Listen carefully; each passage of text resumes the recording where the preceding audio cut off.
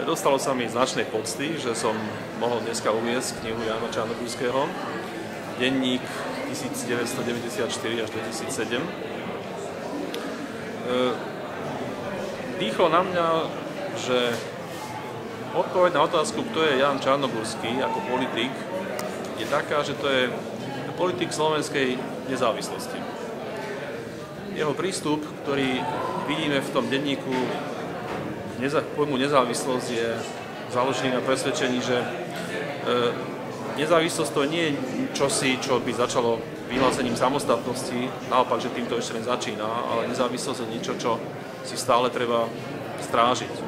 On si stále kladol otázky, aké sú riziká pre slovenskú nezávislosť a aké opatrenia treba urobiť. Nezávislosť pre ňo znamená aj nezávislosť od veľmocí.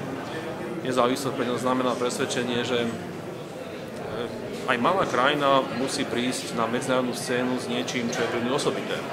Preto bol schopný napríklad pred 20 rokmi povedať v New Yorku v tom slávnom prejave, že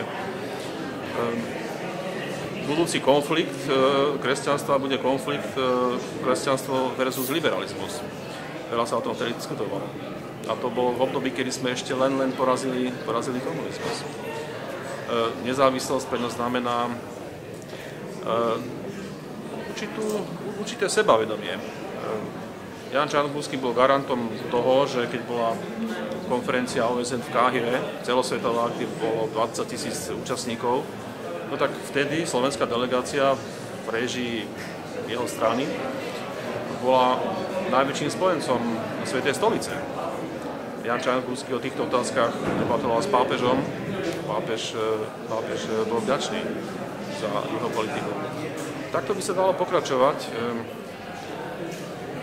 A to, čo je najpodstatnejšie, že veď boli aj iní politici v moderných slovenských dejinách, ktorí boli schopní presadzovať nezávislosť, ale on to dokáže robiť 10 ročia a stále si zachoval kredibilitu. A v tomto je ojedinelý.